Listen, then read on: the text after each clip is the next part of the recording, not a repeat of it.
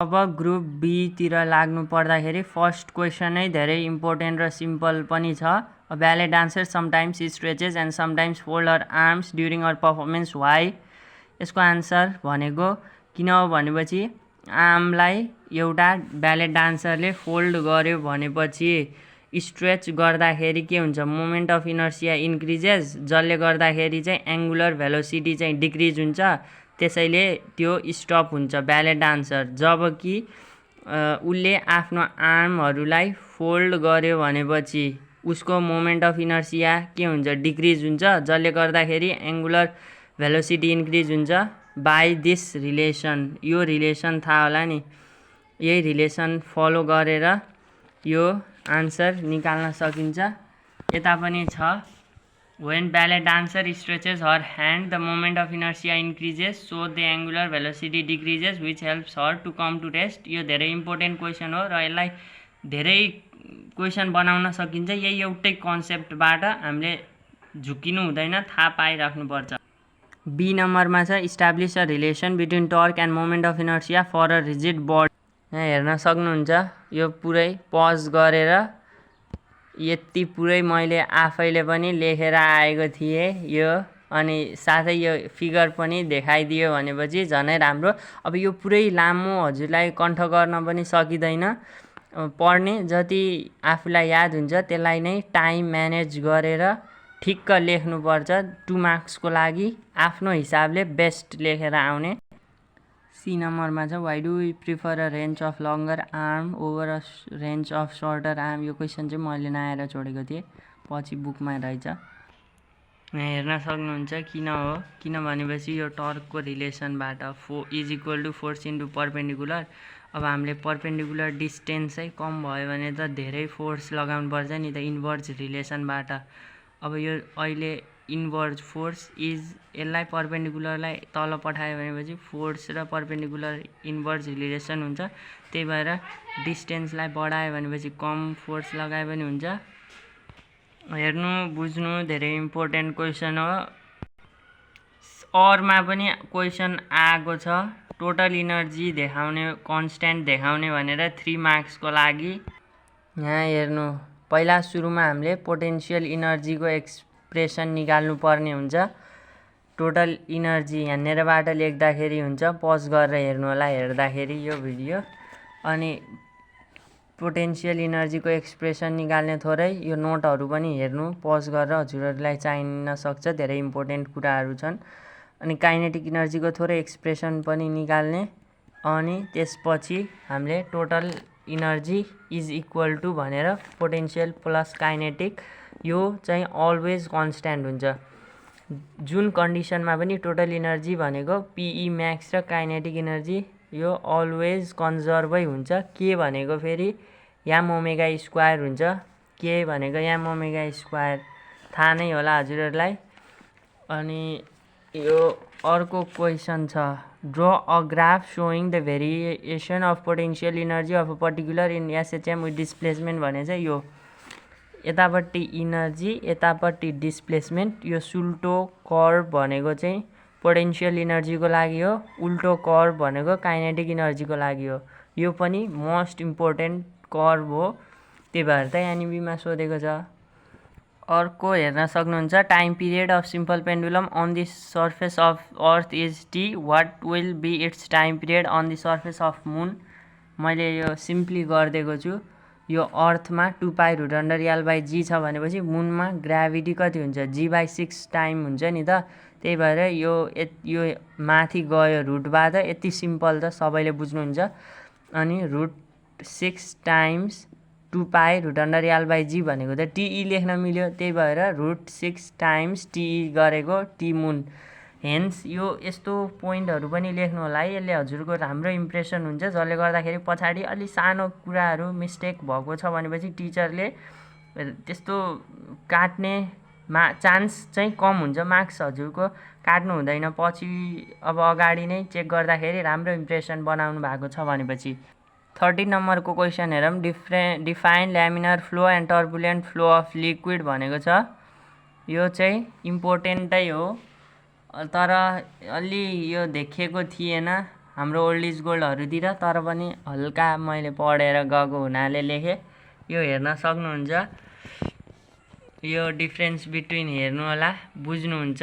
Streamline र टर्ब्युलेन्ट भनेको सिम्पलै कुरा हो। टर्ब्युलेन्ट भनेको चाहिँ अलि बिग्रेको रिभरको जस्तो हो, अनि यो स्ट्रिमलाइन भनेको पाइपबाट डिसिप्लिन फ्लो अफ लिक्विड हो। सिम्पलै कुरा हो। अर्को दिएको छ, यो पनि इम्पोर्टेन्ट मानिने numerical problem and very easy, again very easy. एनइबीमा आउने भनेको त्यस्तो हार्ड क्वेसन र कहिल्यै नदेखेको आउट अफ सिलेबसको क्वेसन हुँदैन। सब यो ओल्ड इज गोल्डकै क्वेसन हो। हजुरले एकचोटि गर्नुभयो भनेपछि यो सधैँ चान्स हुन्छ नै हुन्छ क्या आउने। यहाँ हेर्न सक्नुहुन्छ मैले कसरी गरेको छु।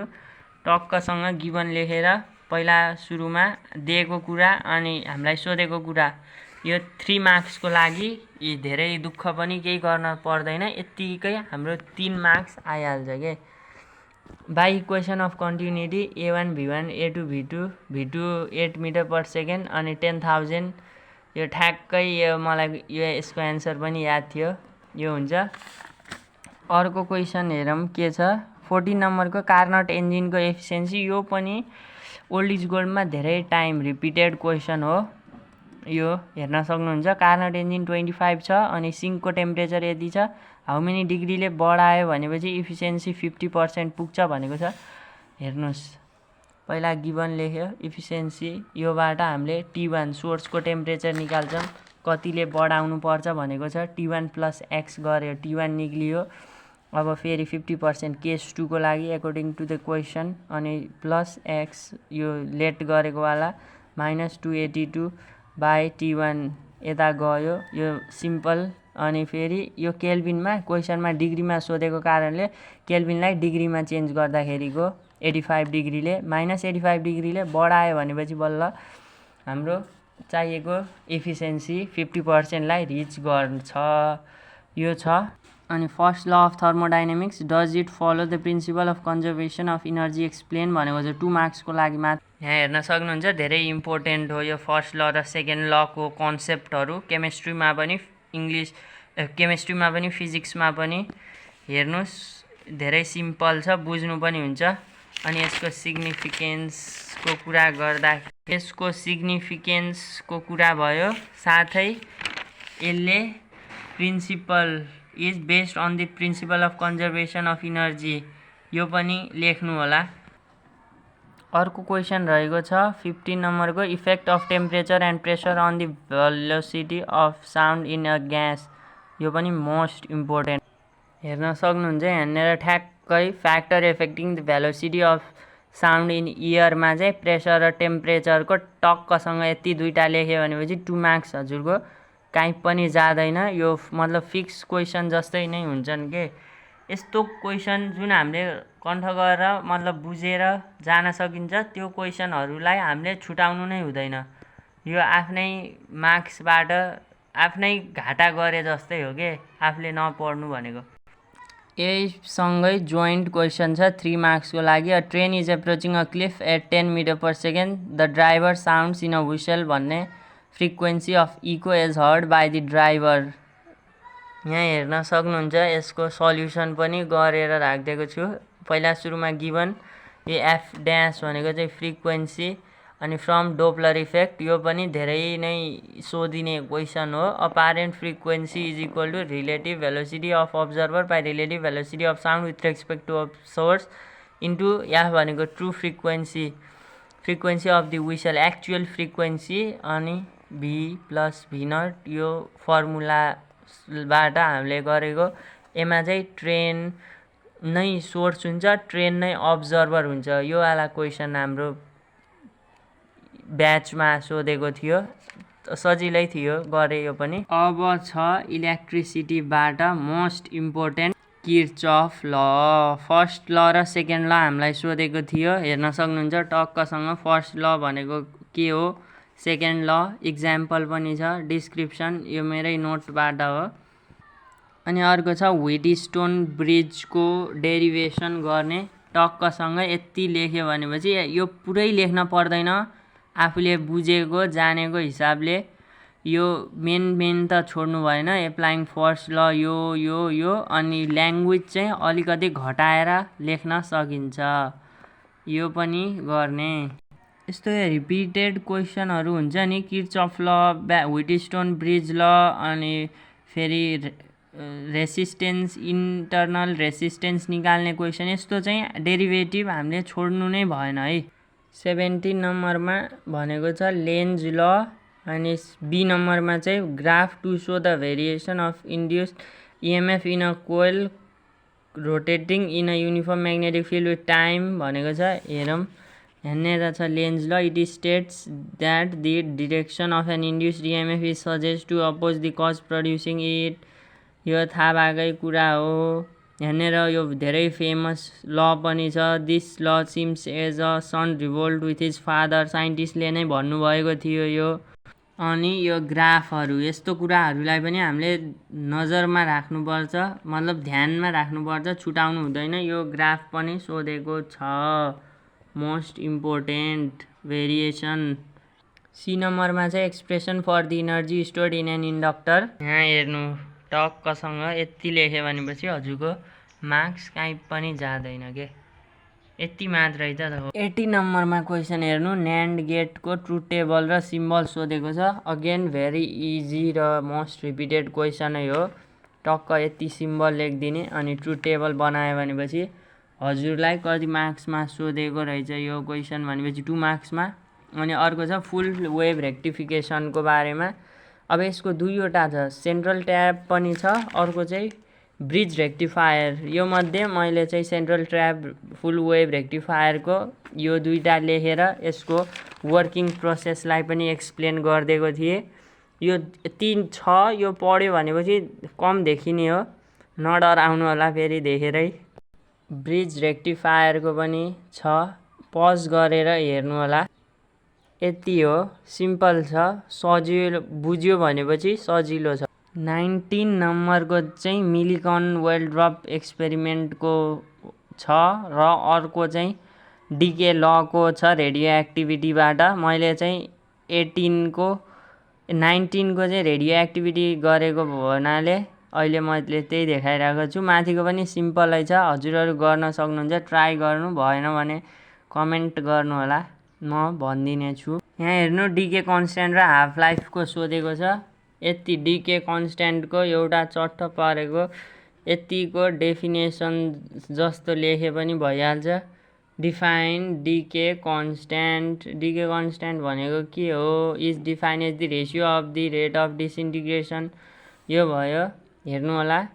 अनि फेरि हाफ लाइफको पनि टक्कसँग यति के डेफिनेसन भनेको त यति मात्र हो, यो तलको त लेख्नु परेन नि त। अनि अर्को जोइन्ट क्वेसन के छ, derive the equation for N is equal to N naught e minus lambda t, most important and most important and most repeated. यो हेर्नु, यति पुरै लेख्नु पर्ने हुन्छ, लेख्न चाहिँ अब त्यही कुरा हो, छोटकरीमा यहाँनिरबाट लेखे पनि भइहाल्यो। डिके ल यो दिन परेन, यो चाहिँ डिके ल हो, यहाँनिरबाट स्टार्ट गरेर यहाँनिरसम्म। यो ग्राफ पनि मोस्ट इम्पोर्टेन्ट हो, हेर्नु। अब पज गरेर हेर्नु, काहीँनिरै नबुझेको भने भन्नु होला, म पर्सनली पनि फरवर्ड गरिदिन्छु कमेन्टमा पनि, तर पढ्नु चाहिँ पर्यो। ल अब ग्रुप सीको पालो आएछ, यो पनि धेरै सिम्पल क्वेसन छ। हेर्न सक्नुहुन्छ, स्टेसनरी वेभको हामीलाई डेफिनेसन सोधेको छ, त्यसपछि एउटा प्रुफ गर्ने, त्यो प्रुफ पनि मोस्ट इम्पोर्टेन्टै हो। हेर्नु, नोडहरूको बिचको डिस्टेन्स चाहिँ always half of the wave length हुन्छ भन्ने क्वेसन छ, यो चाहिँ प्रुफ गर्ने हो। यतिसम्म माथिदेखि यतिसम्म गर्नुभयो भनेपछि हजुरको 3 मार्क्स काहीँ पनि जाँदैन। त्यसपछि हेर्नुहोस्, यहाँ गिटार स्ट्रिङ, यो पनि of length 1.5 metre is made of steel of density 7800 kg per meter cube and Young's modulus यदि it produces electric strain of 1%, stress र frequency सोधेको छ। आईमा स्ट्रेस, आईमा फ्रिक्वेन्सी। यो क्वेसन मैले सल्भ गर्न लागेको थिएँ, तर मेरो नोटमा अलरेडी मैले गरेको कारण यो चाहिँ ओल्ड इज गोल्डमै भएको क्वेसन परेको, त्यही भएर ओल्ड इज गोल्ड क्लियर गर्नुभयो भनेपछि हजुरको पनि ढुक्कले A+ आउने चान्स धेरै हुन्छ। हेर्नुहोस् एकदमै सिम्पल छ। अब यङ्स मोडुलस भनेको स्ट्रेस अपन स्ट्रेन, यो बाई हुन्छ, बाई फेरि माथि गएको कारणले गर्दाखेरि T/A स्ट्रेस निक्लियो अनि फ्रिक्वेन्सी पनि निकाल्न सकियो। अर्को क्वेसन छ, given figure shows standing wave form in an open organ pipe. यो चाहिँ कुन हो? सेकेन्ड मोड अफ भाइब्रेसन हो। यसको फ्रिक्वेन्सी अप्टेन गर्ने भनेको छ। यो अगेन यति देयर आर 3 एन्टिनोडदेखि यहाँनिरसम्म लेख्नुभयो भनेपछि हजुरको मार्क्स आइहाल्यो चट्ट पारेर। यो फिगर पनि बुझ्न जरुरी हुन्छ। यो 1 2 3 4 यस्तो 4 ग्याप भएको सेकेन्ड हुन्छ, त्यसरी बुझ्नु होला। अरमा आएको क्वेसन पनि एकदमै इजी र इम्पोर्टेन्ट हो। अरमा भएको क्वेसन यहाँ छ यङ्स मोडुलसको। यङ्स मोडुलस पनि एकदमै इम्पोर्टेन्ट नै त हो। हेर्न सक्नुहुन्छ यहाँदेखि सुरु गरेर यो अलि लङ हुन्छ डेरिभेसन, यो यहाँनिरबाट अनि यो। तर क्वेसनले एक्चुअलमा सोधेको भनेको यहाँनिरदेखि हो। पार्ट डिफरेन्स यो डिराइभ गर्ने यति निकाल्नुपर्छ, नत्र यो आउट अफ नो वेयर यहाँनिर आयो भनेपछि फेरि अलिक राम्रो देखिँदैन। त्यही भएर यो डिराइभ गर्ने अनि जेनरली ब्राइट फ्रिन्ज म्याक्सिमाको लागि इक्वेसन यो हो। यो दुईटाको यो दुईटा कन्जिक्युटिभ दुईवटा ब्राइट फ्रिन्जको डिफ्रेन्स र कन्जिक्युटिभ दुईवटा डार्क फ्रिन्जको डिफ्रेन्स सेम छ भनेर हामीले देखाउनु पर्ने हो। यहाँ हामीले प्रुभ गरिसकेको छौँ। मजाले पज गरेर बुझेर, कहाँनिर बुझेको छैन सोध्न सक्नुहुन्छ हजुरहरूले। अनि यहाँनिर एउटा न्युमेरिकल छ, हेर्नु एकदमै सजिलो। यो न्युमेरिकल डिफ्र्याक्सनबाट छ, त्यसको सल्युसन पनि यहाँनिर गरिदिएको छु। नम्बर अफ लाइन्स पर एमएमएन अनि नम्बर अफ डिफ्र्याक्सन म्याक्सिमा यान, सेकेन्ड अर्डर डिफ्र्याक्सन थीटा भनेको 30 डिग्री। यसरी वेभलेन्थ हामीले 1 × 10⁻⁻6 माइक्रोमिटर हामीले निकालेको छौँ। अनि यसैको सी नम्बरमा छ ब्रुस्टर्स ल। यो पनि इम्पोर्टेन्ट मानिने, यहाँनिर हेर्न सक्नुहुन्छ। It states that the tangent of angle of polarization IP is equal to relative refractive index of transparent रिफ्र्याक्टिभबाट यहाँनिरदेखि टक्कसँग यहाँनिरसम्म भेरिफाइज ब्रुस्टर्स ल टक्क यति लेख्नुभयो भनेपछि आयो हजुरको मार्क्स गोजीमै। 21 नम्बरको हेर्नु, 21 नम्बरको पनि सजिलै छ। Calculate the phase angle between current and voltage. यो चाहिँ मैले पर्सनली पनि मिस्टेक गरेको थिएँ नजानेर। मैले मिस्टेक कहाँनिर गरेँ भन्दाखेरि यो 500/π दिएको छ नि यहाँनिर हेर्नु त, यसलाई मैले पाइलाई 180 राखेर मिस्टेक गरेँ के। बाँकी सबै गर्नुपर्ने चाहिँ ठिकै थियो। tan थीटाबाट पनि निकाले हुन्छ, cos थीटाको पनि छ नि त फर्मुला त, त्योबाट निकालेर पनि -1 भनेको 45 यसरी हामीले गर्न सक्छौँ। अर्को question, which one leads in phase current or voltage भनेछ। यसमा चाहिँ क्वेसनको एन्सर चाहिँ करेन्टले लिड गर्छ भोल्टेजलाई अनि क्यापासिटिभ हुन्छ भनेर पढेको थियौँ नि त हामीहरूले। त्यही हो। What is mean by impedance of a circuit. हेर्नुहोस् इम्पिडेन्स अफ अ सर्किट भनेको total resistance of an AC circuit. अर्को very important and easy question छ, obtain expression for the magnitude of force between two wire I1 र I2 current carrying wire बिचको हामीले एक्सप्रेसनलाई obtain गर्नुपर्ने छ। यसको यहाँनिर छ, यहाँनिरदेखि लेख्न सक्नुहुन्छ। Force due to the current carrying conductor in the same direction यति, अनि यहाँनिर यति हो यति। यो चाहिँ यो पर युनिट लेन्थ भनेको 1 भएको कारणले यो यालको ठाउँमा 1 लेख्यौँ हामीले।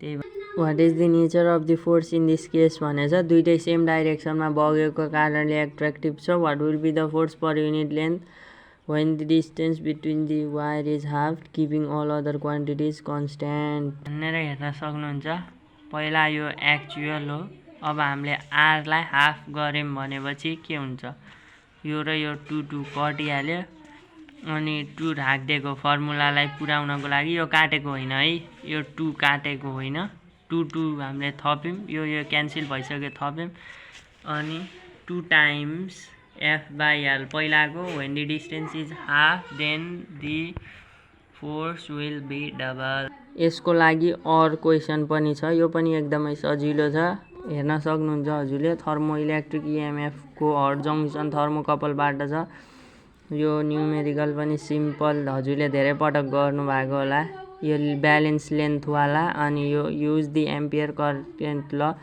Magnetic due to stand current यो पनि डेरिभेसन हो धेरै इम्पोर्टेन्ट हो गर्न सक्नुहुन्छ अब 22 तिर लागौं डिफाइन थ्रेशोल्ड वेभलेन्थ भनेको छ a metal has the work force wavelength numerical threshold wavelength हेर्नु यहाँ थ्रेशोल्ड वेभलेन्थ को कुरा अनि यति भइहाल्यो अनि यो नोट को लागि हो है यो हजुरहरुलाई पनि धेरै इम्पोर्टेन्ट हुन्छ हेर्न सक्नुहुन्छ हेर्नु 22 को बी नम्बरको क्वेशन पनि एकदमै सजिलो छ हामीलाई मिनिमम स्पिड भनेको छ भेलोसिटी निकाल्ने सोधेको छ अनि what is the least frequency of the radiation for electron emitted है यो सोधेको छ अब हामीले गर्ने भनेको यो हो पहिला सुरुमा गिवन लेख्यौं अनि त्यसपछि हामीलाई यो कहाँनिरबाट थाहा छ भनेपछि यो पनि एउटा ल नै हो half mv square is equal to ev हुन्छ भन्ने